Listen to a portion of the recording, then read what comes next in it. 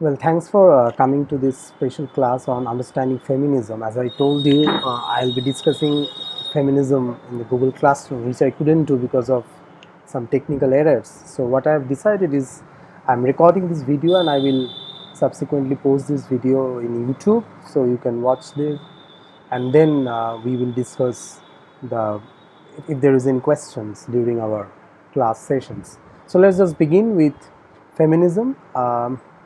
As you can understand, this entire I have barely 10 or 15 slides here, so I'll be basically talking about how this whole movement of feminism first grew up and then became such a reckoning force in Europe, and then it was gradually if not imported, but at least it was gradually became an influential force in the Indian context. So I will start with mainly three waves of feminism. I think this is very basic about feminism. If you go to any book, any introductory book, you will find this very detailed description of how these three waves gradually move to the making of feminism as a whole. So to discuss that, I will be starting with this first slide, which is the first wave of feminism. Now, what was the first wave of feminism? I think during 18th and 19th century, mainly in Europe, of course. There was a very important demand among various women writers, activists, mostly in that time, who demanded the political participation of the women. So their analysis was that because the women didn't have the franchise right, because they didn't participate in the making of government, so the liberalism project was incomplete because it couldn't include the woman. So until or unless the women gets representation in the political activities or participate in the political activities and their legal rights are secured, the women position in the society will not be on equal par with the men. So women will always be subordinated. So in order to give the women the equal rights, you have to first make sure, or you have to first ensure that the women have the legal rights protected by the government and will adequately take part in the political activity of the state. So with that demand, during the almost at the end of Romanticism period, we had this phenomenal work by Mary Wollstonecraft, Vindication of the Rights of Women, which was actually followed by another work, which was actually the first work was The Vindication of the Rights of Man, and then later on she came out with this Vindication of the Rights of Woman. And the main argument of that book is that women needs to be given the equal political space within the society and the state in order to secure her position, her equality, her equal position within the society. So with that, then we had James Mill. I'm coming to that one by one. So these are the first, two parts of, let's say, the first wave of feminist movement. First was the liberal feminist movement, and the second was the Marxist and the socialist feminist movement. Now there is a commonality between these two movements, and both these movements are, taking this presupposition that women's role within the society can only be decided and can only be secured if a certain objective condition of the society is controlled. So if you can control the capitalist system, which is the cause for women's subordination, then we can probably ensure emancipation of the women. So if you can give constitutional and legal rights to women, then probably we can ensure equal participation of women and subsequently the women's liberation as a whole. So objective condition of the society has to be changed in order to make women, or in order to bring about the equality questions about the equality question of women. So in the next slide, I am discussing the rights of women. In that rights of women, I am basically talking about the liberalism, the liberal feminism. Now in liberalism, as we all know, liberalism's basic premise is that all citizens are equal and autonomous and guided by self-interest. And they are not just guided by self-interest, they actually participate in the government. So it's a government is actually made of these autonomous, free-thinking individuals who can legislate rationally, independently, objectively, to better uphold the society or the social system.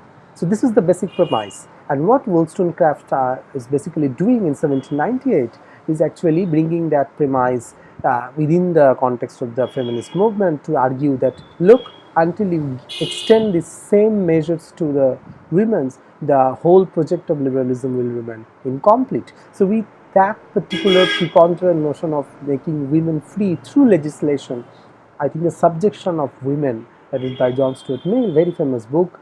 That particular book actually is a big milestone in the history of feminism, because in that book she is for the first time talking about various new ideas, and I don't have much time to go into that in this short video. I will do that in the Google Class Meet. But what I will just very precisely say is that this is the book which for the first time started talking about the women's franchise right, the rights of the women to vote, to decide who is the government or who will be the government.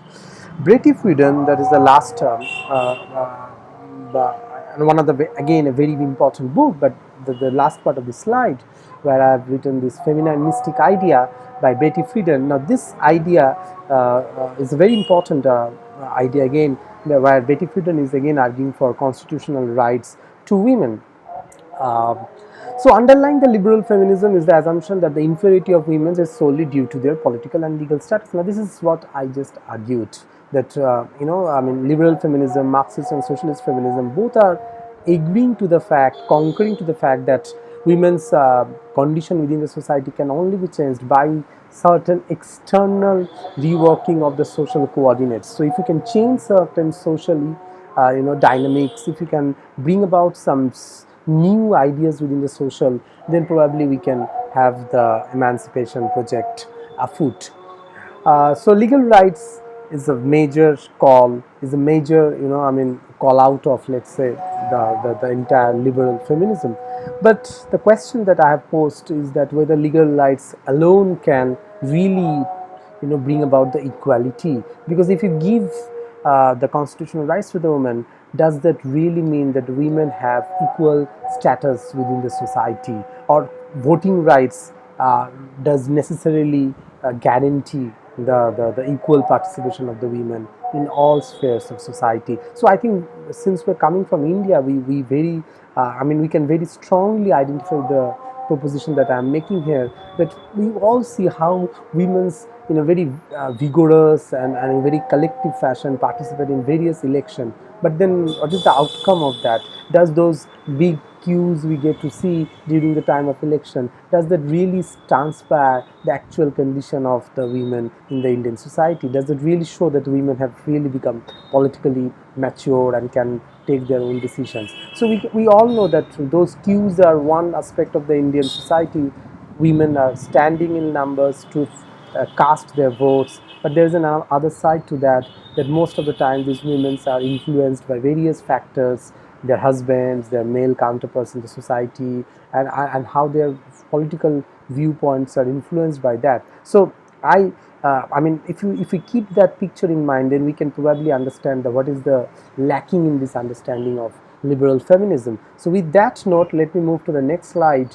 This is the Marxist feminism side. I'm very briefly going into that. As we all know, for Marx, the whole liberal understanding of society is itself problematic, because the liberal understanding of society doesn't address the question of power as necessarily tied up with the question of who controls the mode of production in the society, who controls the means of production in the society.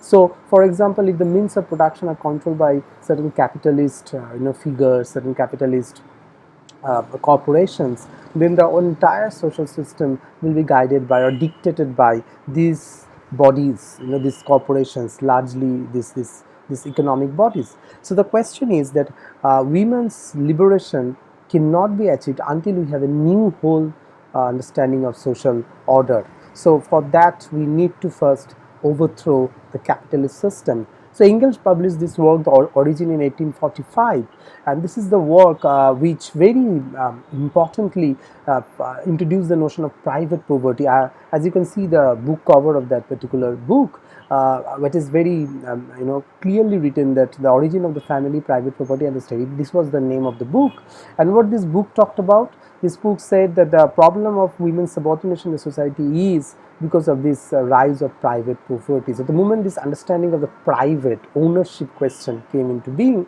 the women not just lost their their hold over the private property, but they just are treated as private property.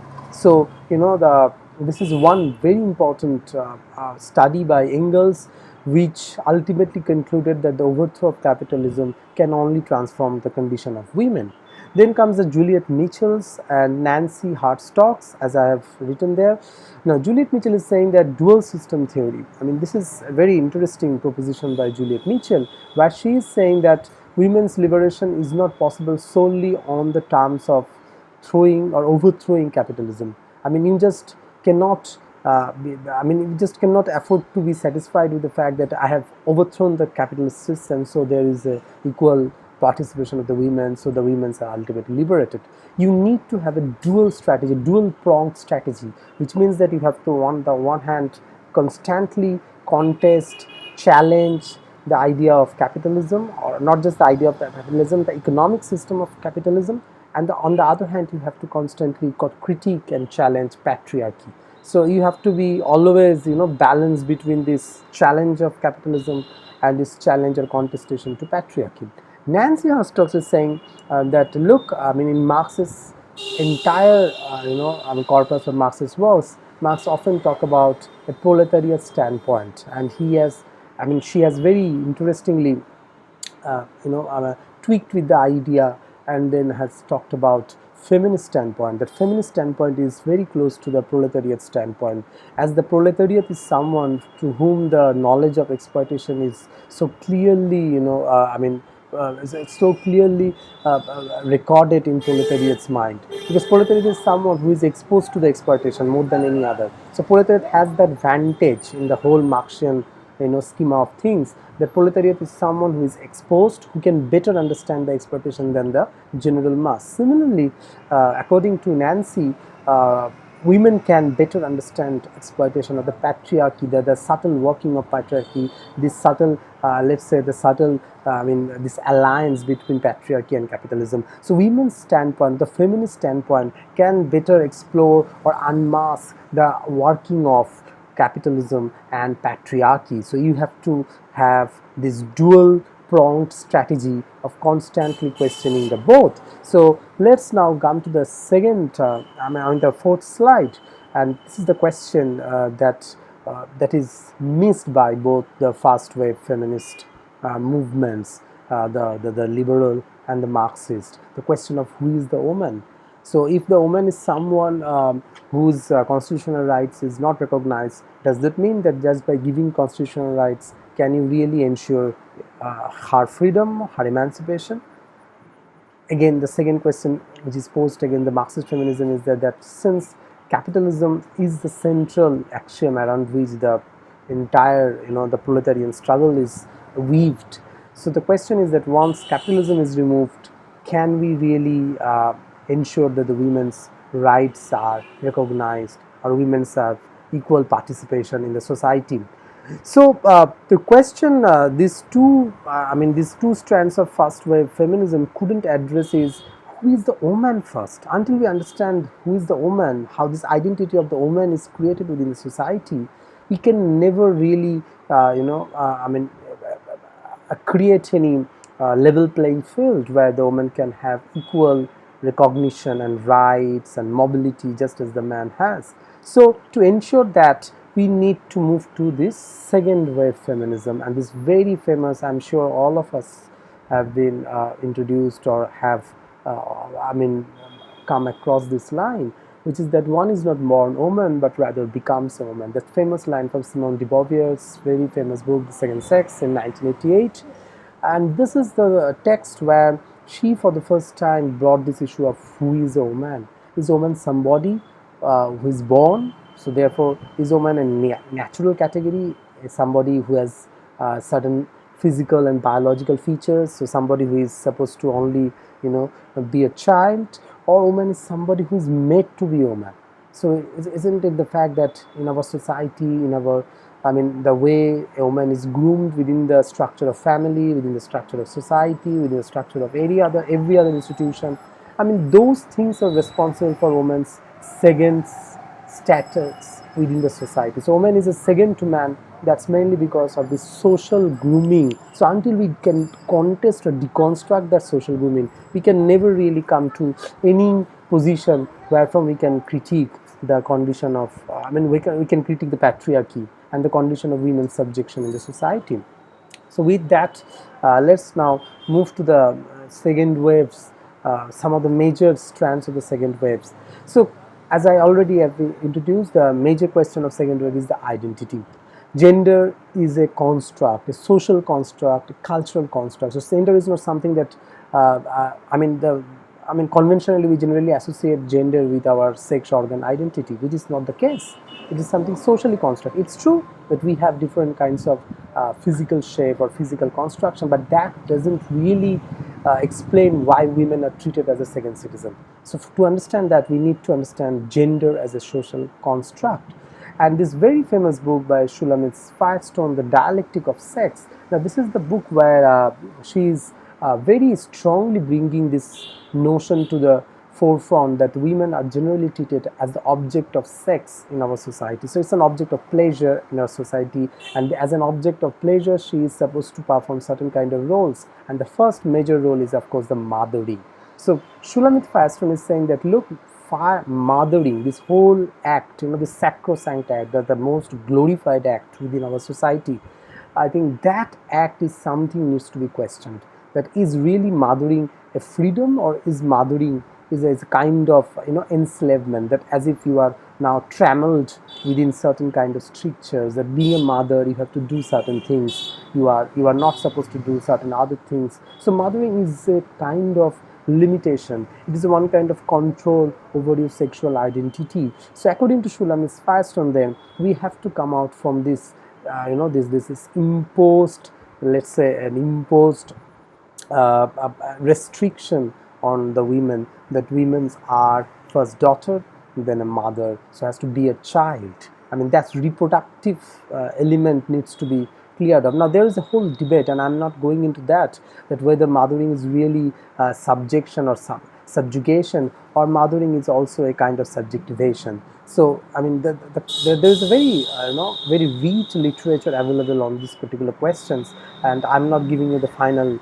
judgment to that. I would rather request you to go through those literature if you are interested, that whether I mean mothering, I mean how to look at mothering, or this motherhood identity as a whole.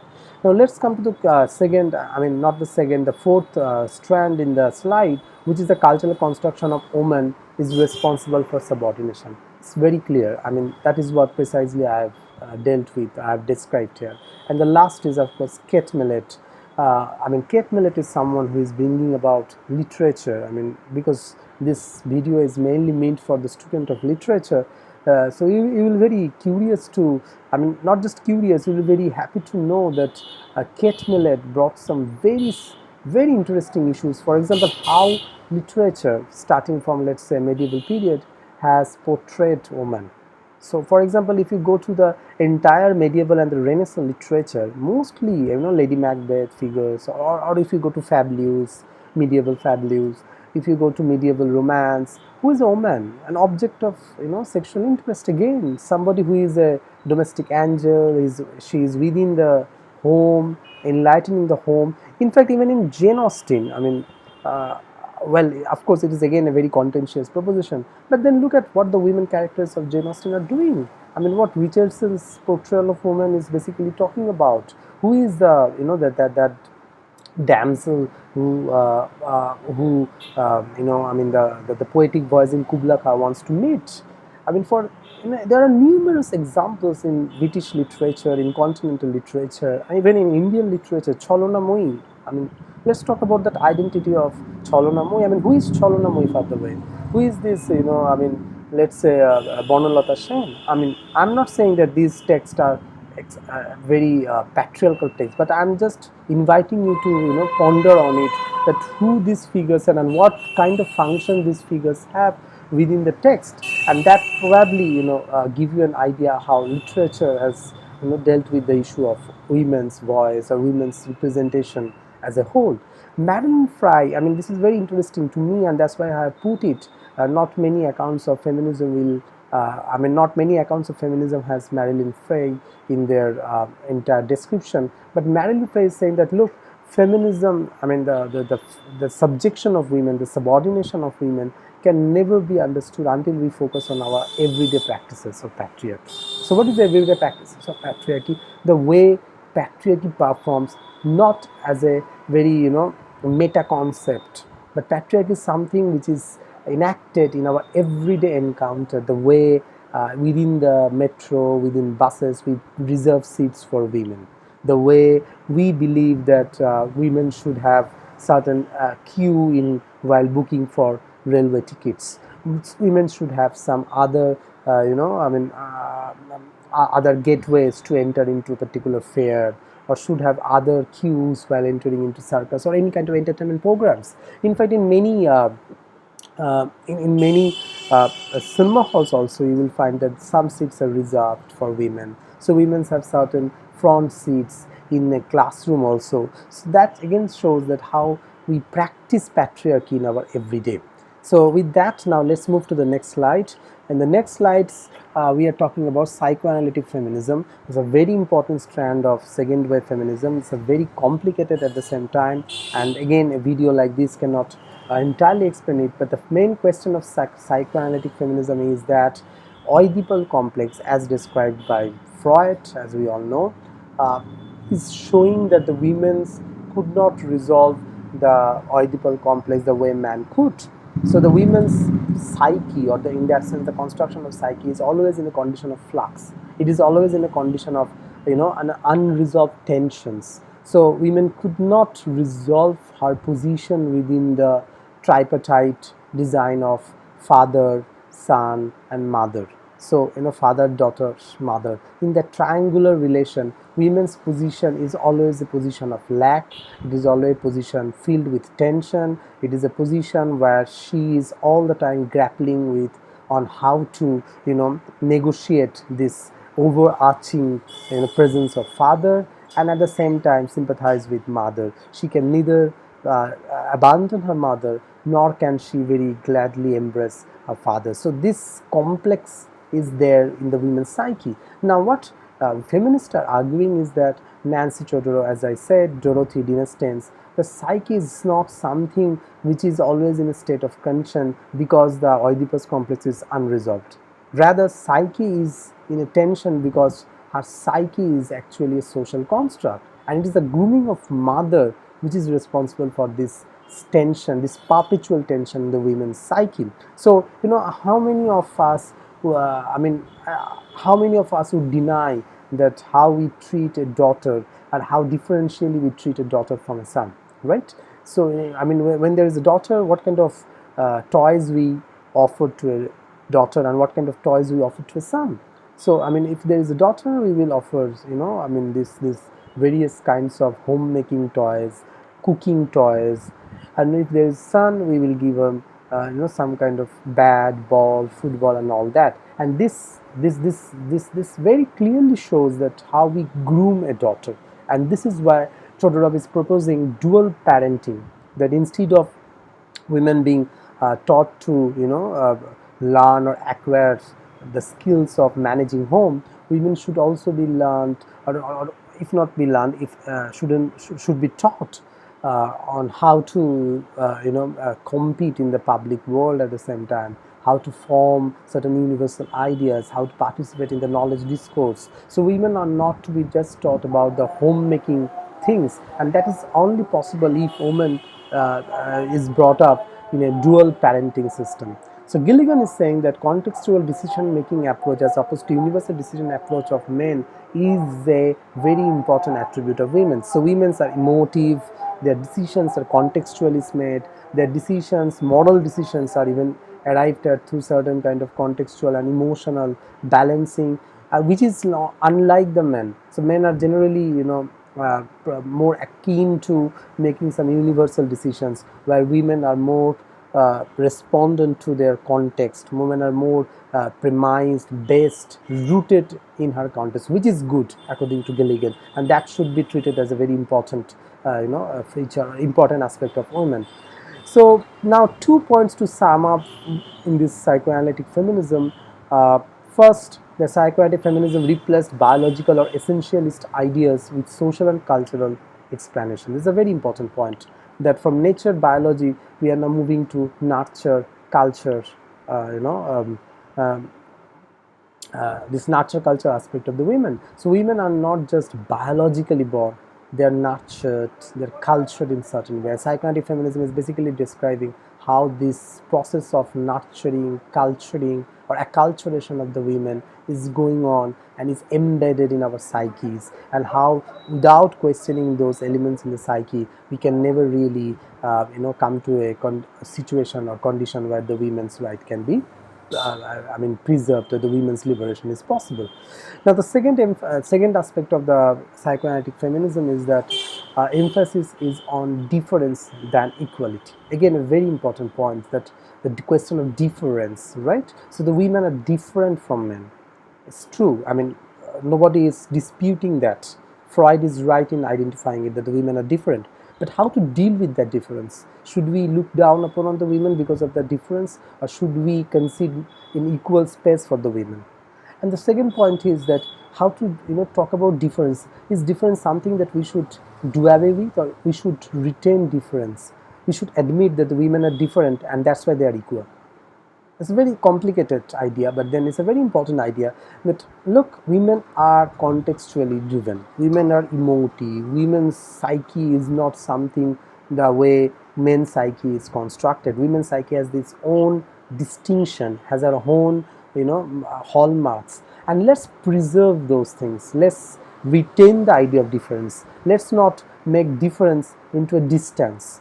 Let's talk about difference as a kind of respect for that, separateness of the women, or the worldview of the women. So Elizabeth Spellman is saying, in Essential Woman, the woman register is itself problematic. Now this is with I want to end this discussion, this particular slide, that ultimately this idea of woman is not much deconstructed in the second wave feminism. Ultimately what we are getting to see is a woman. Now who is this woman? Is this woman the white woman, the black woman, the brown woman?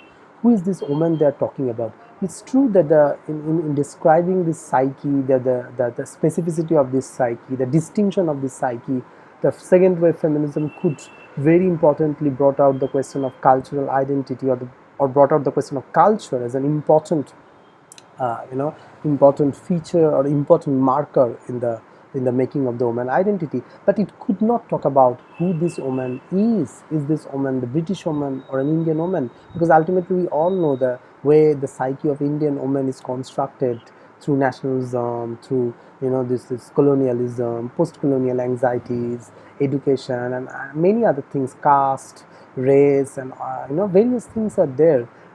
Those elements play a very important role in the making of the women's psyche in the Indian context. So until we bring those ideas together, it's very difficult to, understand this category of the woman, which is again something that the second wave feminism couldn't much do.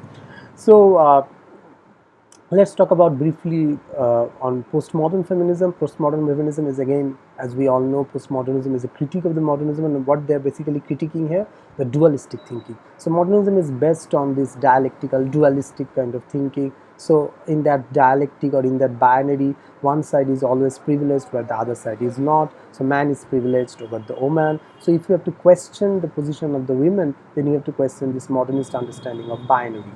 So we have to question the processing or the processes of othering. So with that mind, with that, with that note in mind, let's now talk about this very complex territory of French feminism, which is mainly, described, or mainly based on the works of these three feminist thinkers, Irigaray, Kristeva, and Sissu.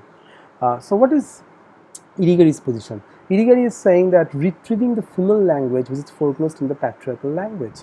So what Irigaray is basically saying is that the women's are foreclosed within the patriarchal language, the phallocentric language. So if we have to talk about the women's, then we have to retrieve those voices which are excluded from the patriarchal language, and in that way we can build what she is saying, écriture féminine.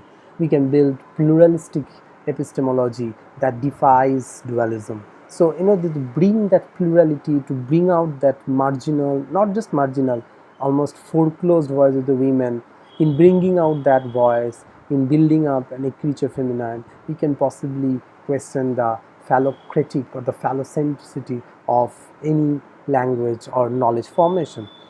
Now, French feminism, as Kristeva is describing, is mainly focused on some of the Lacan's reading of, or not just reading, but rereading of Freud.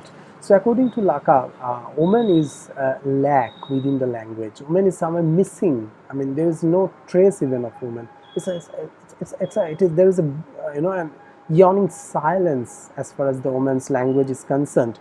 So Christopher is talking about how that foreclosed language of the woman can be brought, because since this language is foreclosed, it has tremendous political potential. This language can very well, very excessively or very adequately, debunk this patriarchal hegemonic language. Sisu is again talking about this, or not just talking about critiquing this dualistic framework by talking about feminine imaginary, which is again, I don't have much time here, but feminine imaginary again is very distinct from the men or the man or the the man-centric imaginary, let us say. So, with this, French feminism is very richly contributed into the theorization of body, into the theorization of affect, into the theorization of emotions, into the theorizations of the women's psyche, and how all of these are interrelated. So, I mean, French feminism's major contribution is in bringing this idea of the woman as a very important theoretical category, which was missed or which was completely undermined in the theorization of liberal liberal understanding of state, in the theorization of the liberal understanding of nations. So I mean, I personally want to believe that feminism, or the French feminism, to be precise, is bringing the question of body at the forefront, and is trying to build up new categories which were completely shunned or ignored in the liberal understanding of human rights, or individual rights, or autonomy for that matter. Now let's come to Judith Butler, the Gender Trouble book, very famous book. This is, this is the book which not just shook up. I would say that this is the book which made feminism to recognize the fact that ultimately any identity is exclusionary. So okay, so I mean, if you are talking about woman identity, it's very complicated first of all, and at the same time it also excludes some of the women. As I said, the British woman as an identity definitely excludes the post-colonial identity of woman, or the Dalit identity of woman, or various other identities of women. So this is the problematic of any identity politics, that once you talk about one identity, you end up excluding another identity. Butler is saying that ultimately, look, there is no category called woman. It's a fictive category. It's a fictitious category. Why it is so? Because ultimately what we get to see is woman is actually an act. It is actually a construction of certain acts that constitute gender identity. So there are certain acts that determine that this is the particular performances within, through which a particular gender is constructed. So for example, let's say the mothering. Again, to come back to that point, mothering is something essentially related to women. And why it is related? Because it's an act which is marking the gender identity of the woman. So what happens if we take away those markers and then rethink the category of the woman? We will ultimately find that there is no as such essential construction of the woman. So if the psychoanalytic feminism, or the existential feminism, and various other feminism during the second wave feminism talked about how the woman identity is constructed, Butler is saying that there is no such identity called woman. It's a fiction. It's absolutely all about performance and performative. You perform roles, and those roles determine your identity. So it's not about, I mean, those actions in the society which determine the gender's identity needs to be contested. So as a woman, if you can perform certain roles, then it can very importantly reconfigure, resignify your identity. So with that, the second wave feminism reached a very important climax, because until we have this definite marker of woman, how can we talk about feminist politics? And this is the, I would say, this is the problematic, this is the aporia to which Butler's works have pushed us to.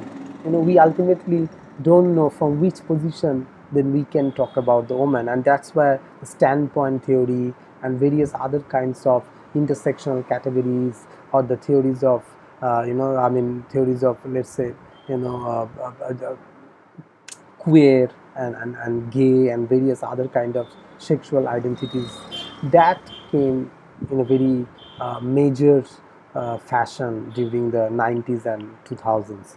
Now to come to the third wave, which is the post-feminism wave.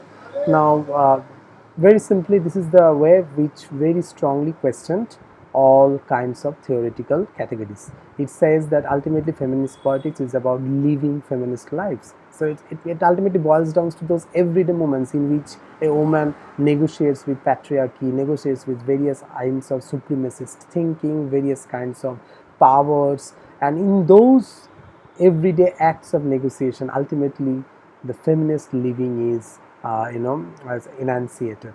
So you don't need theoretical categories to understand or talk about the emancipation of women. You can talk about it even by looking into those everyday acts, those ordinary, very quotidian acts of negotiations, struggle, contestations, and reaffirmations. So post-feminism is largely about, or it's largely against the theoretical tides of second wave feminism.